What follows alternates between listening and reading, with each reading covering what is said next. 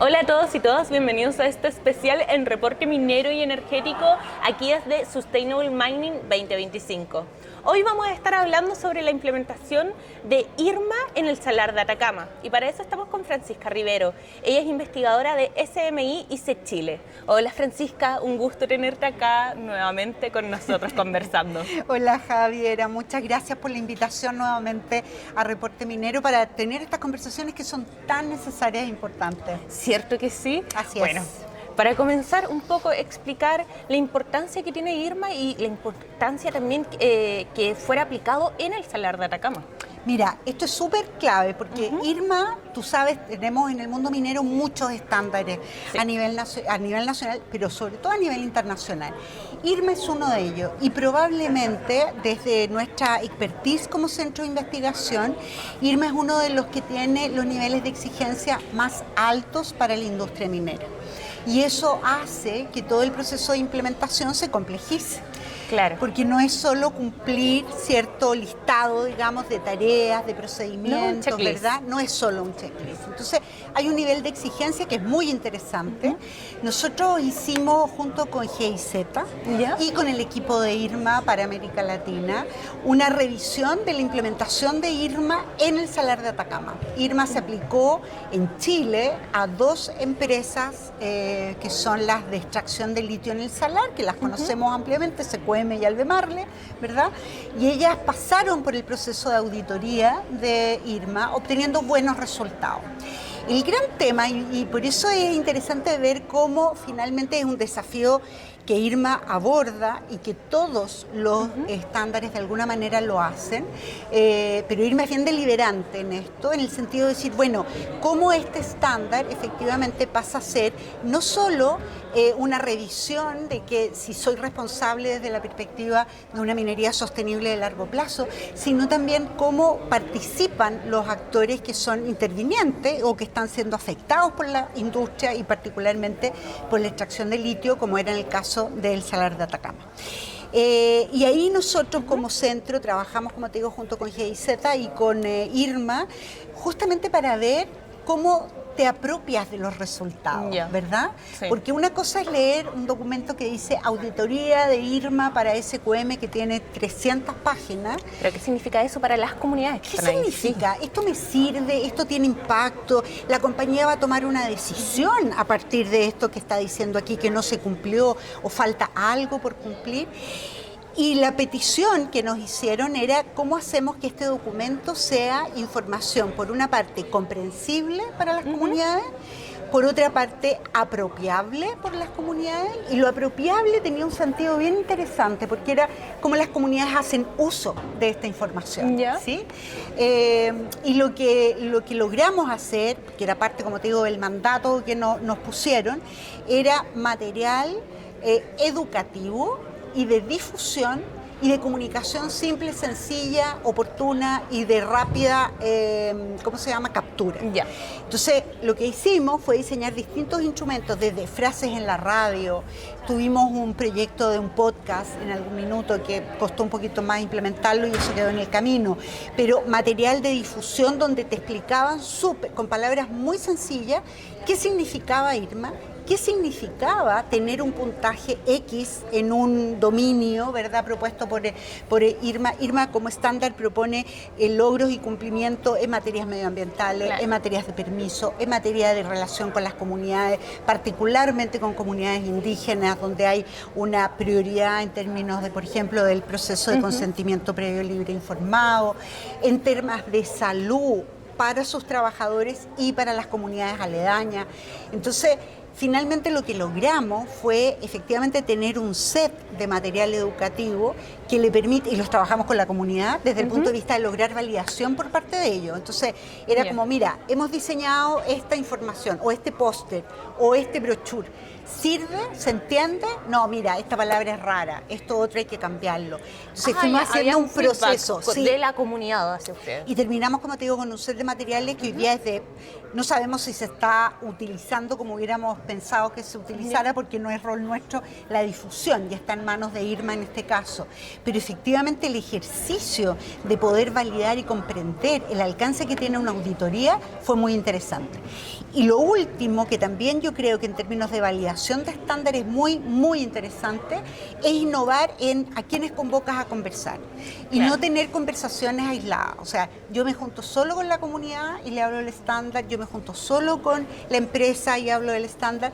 Logramos en este proceso de revisión de resultados sentar a la comunidad, al sector privado, que eran las dos empresas, al sector público, la municipalidad y los representantes que están trabajando también en el territorio de otras agencias públicas, claro, y a sus representantes más políticos como el CPA, el Consejo de Pueblos Atacameños, y representantes de varias de las comunidades, especialmente las de la zona del borde sur, que es donde está el mayor impacto de explotación de litio en el Salar de Atacama.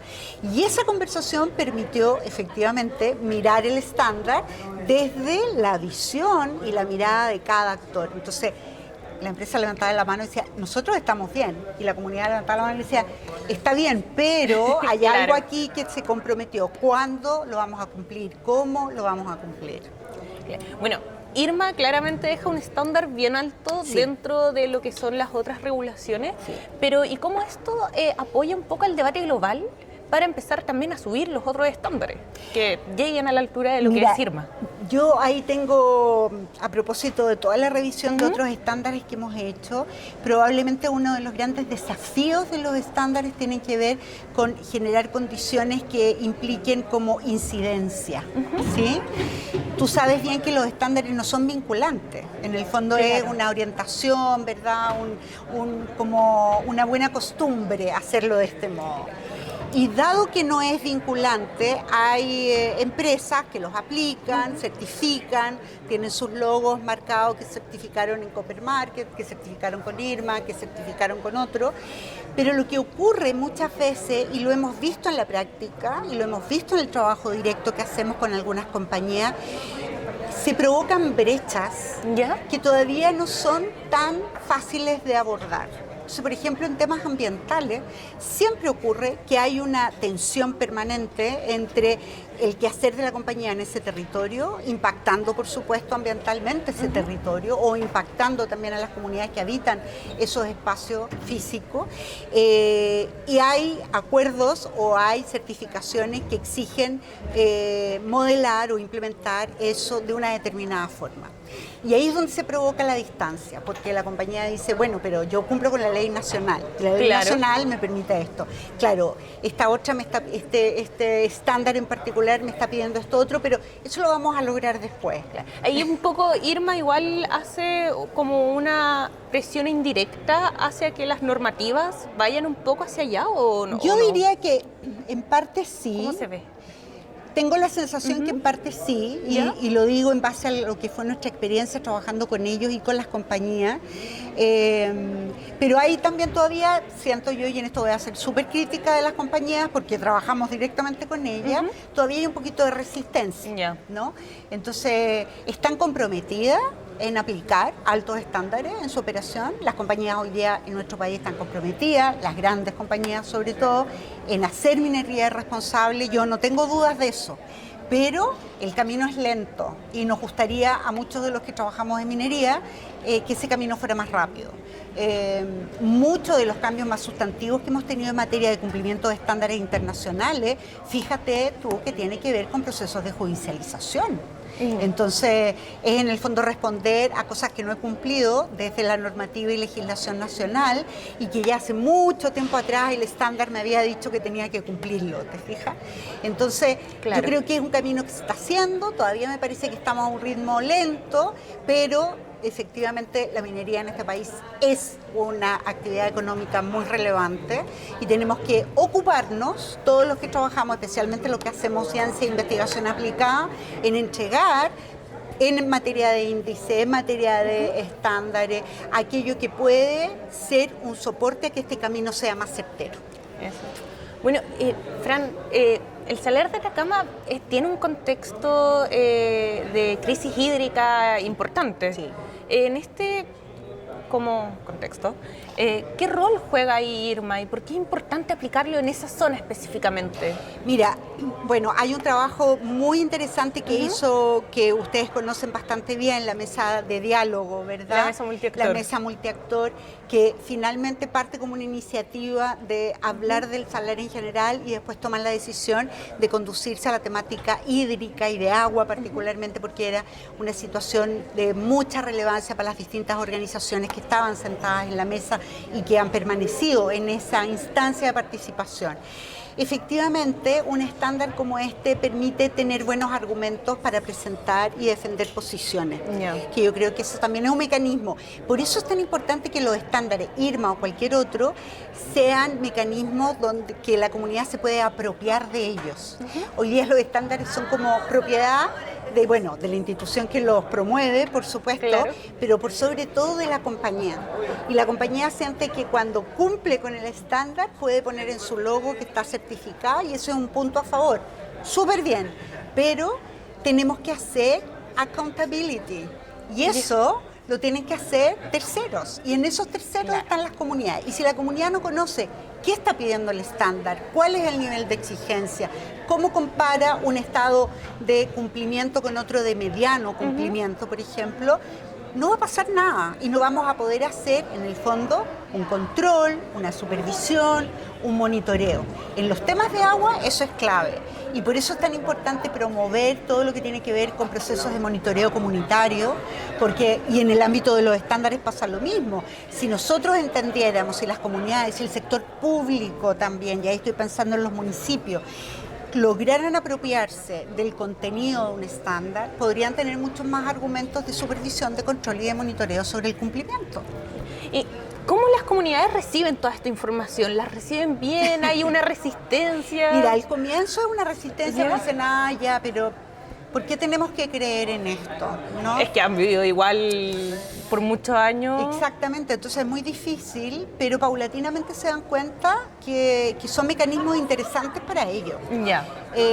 Y que tienen que hacer un esfuerzo, porque es difícil comprender un estándar. Sí. Tiene una métrica, ¿verdad?, que establece cuáles son variables las más importantes para llegar a un número que dice que este está bien, que este está más o menos, o que el otro está muy mal. Entonces hay que dedicarle tiempo, hay que formar también. Y tienen que haber instituciones también que estén dispuestas a hacerlo, ¿no? Yo creo que las compañías, en general las compañías mineras, ganan teniendo un buen proceso de retroalimentación de un tercero.